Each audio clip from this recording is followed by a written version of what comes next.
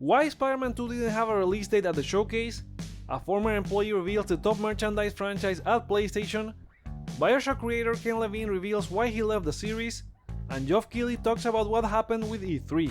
All that and more in today's PlayStation news. Let's get to them. New PS Plus monthly games are now out for all users. Starting today and until July the 3rd, you can download NBA 2K23, Jurassic World Evolution 2, and Trek to Yomi, all three for PS4 and PS5. Jurassic World Evolution 2 has gotten a free update to celebrate the movie's 30th anniversary, so if you're a fan, this is a great time to jump into the game. This month's lineup is not bad, but sports games are always going to be an issue as not everyone is into all of them, and sim games are their own niche too. I'll download all three and eventually check Trek to Yomi. Would you be playing any of them? Let us know in the comments or vote on the poll in the community tab. For higher tier users, we'll get the catalog update announcement on June 14, but in the meantime, if you are on Deluxe on Premium, you can download a new trial for Hogwarts Legacy.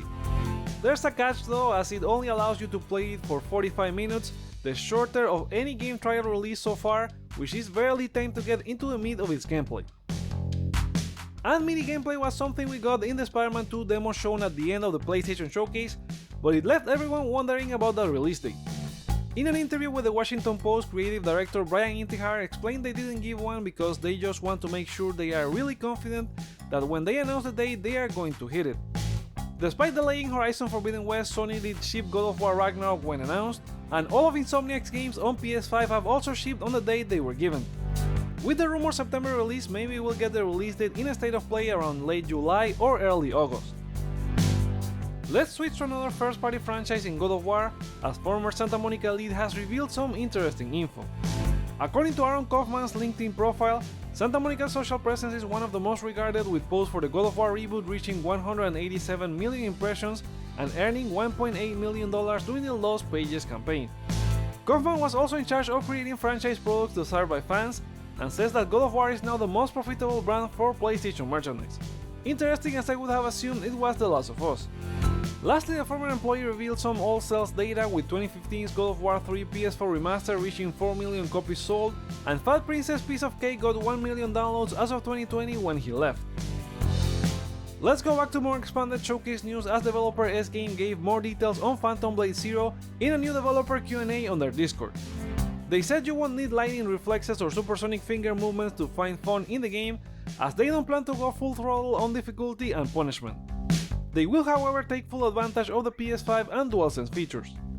The developer also reinforced it's a single-player experience with multiplayer elements and in-game content, but shut down any concerns about microtransactions. Next, Hideo Kojima is bringing Death Stranding Director's Cut to Mac. The famous creator was at the Apple Developers Conference, where he gave the news that the title will release on the platform later this year, with pre-orders opening soon. He also said that is just the beginning, as the team is actively working to bring their future titles to Apple platforms. Sony backed the development for the first Death Stranding, and while Kojima didn't elaborate on which titles, it likely means Death Stranding 2 will arrive on Mac after its PS5 exclusivity is over. They also have a title in partnership with Xbox, likely a horror game called Overdose, that could also be on Mac later. Moving on, developers Motion Twin and Evil Empire have announced that sales has surpassed 10 million copies sold across all platforms. The game arrived on PS4 on August 2017, and a PS5 version is coming soon alongside the Castlevania DLC. Evil Empire, who now leads development, will be exploring the path forward for the title as a whole, and they have a roadmap for new content until at least the end of 2024. In more sales news, Capcom has updated their Platinum ranking, revealing new numbers for Resident Evil 4 and Monster Hunter Rise. Resident Evil 4 Remake now sits at 3.7 million copies sold across all platforms, while Monster Hunter has reached 12.7 million copies. Monster Hunter World continues to be number 1 with 18.8 million copies, and Resident Evil 7 leads the RE franchise with 12 million copies, followed by RE2 Remake with 11.9. We also have the partial sales data for new releases Street Fighter 6 and Diablo 4. The Japanese Street Fighter account on Twitter announced the game has reached over 1 million players, putting the series at over 50 million in combined sales. The fighting game was also the second best game sold for the previous week in the UK, behind Tears of the Kingdom. However, the child lacks digital sales, and the title sold 79% of physical copies on PS5. As for Blizzard's action RPG, the company announced that Diablo 4 was their fastest selling title of all time, only counting the Deluxe and Ultimate editions that had early access on June 1st. They didn't give any specific numbers outside of engagement data, saying the game recorded 93 million hours of playtime during the early access. Look out for more info on both games' specific sales numbers later this month or early next. Speaking of Diablo 4, while the game is the fastest selling and someone already got the first hardcore character to level 100 in under 4 days, Blizzard is getting more content ready for the game. That is as per an interview with Blizzard General Manager Rod Ferguson during the most recent Kinda Funny Xcast. He said they are finishing up Season 1 and working on the second one, while working on Expansion 1 and kicking off the second expansion as well. Ferguson further added the live service model allows them to push out content quicker, so expect those expansions relatively soon. And soon we might have a new Final Fantasy VII Rebirth trailer as expectations keep growing with more news from the game's social accounts.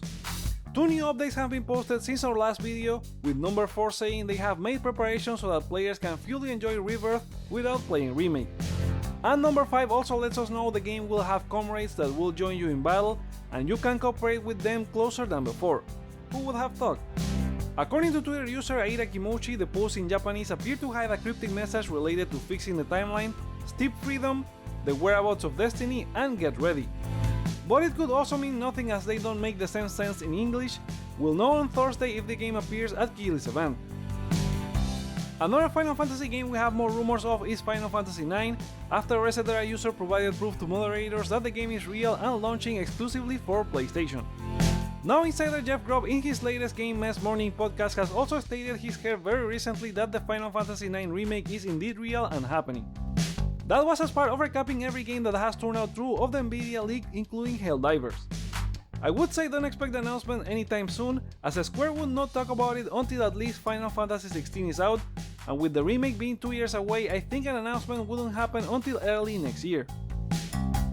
Let's switch to Bioshock creator Ken Levine, who recently revealed why he stepped away from the franchise.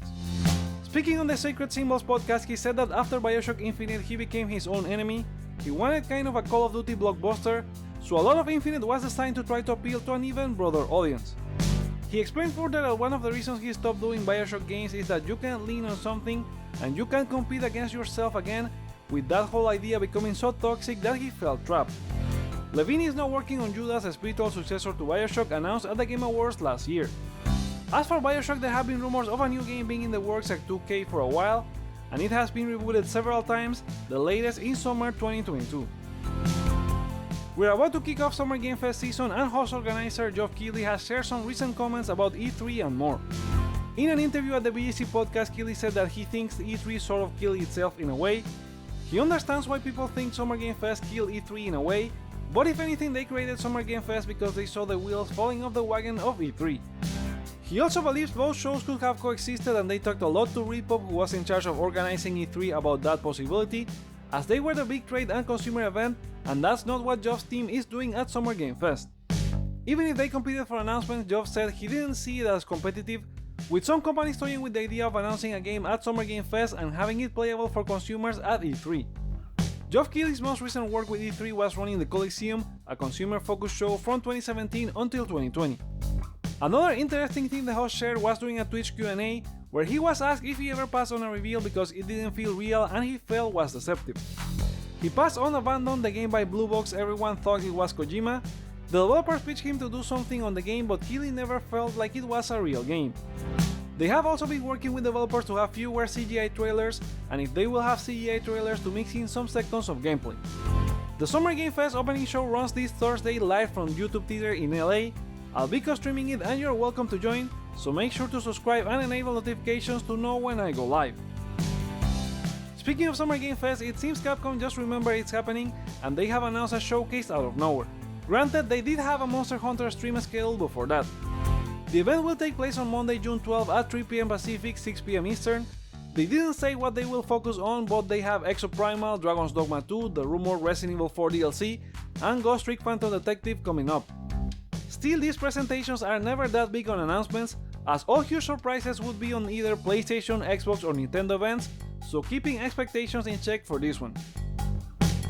Let's go for new releases. 505 Games and In-Game Studios have announced the release date for crime boss Rockay City, and it's avoiding Final Fantasy XVI after all.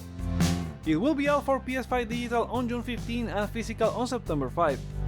The game got very mixed reviews on PC, so we'll see if they do anything about that. Sony and Western Digital have partnered for a new official licensed 4TB SSD. The WD Black SN850p is available now from the WD store and other retailers, going for $550. However, you can save by going with a non-licensed drive. For example, the WD Black 4TB SN850X goes for $299. You will need to add a heatsink, but together will be less than $350. And they will probably release a new SN850 4TB with a heatsink in the future. And those are the PlayStation stories for today. Come back on Friday for a new video, but remember to share your thoughts on any of this news in the comments below, like or dislike to let me know your feedback, check out other videos you may enjoy while you're here, and consider subscribing for more on PlayStation. Thank you so much for watching, my name is Joseph, this is Hype for Games, and let's get hype!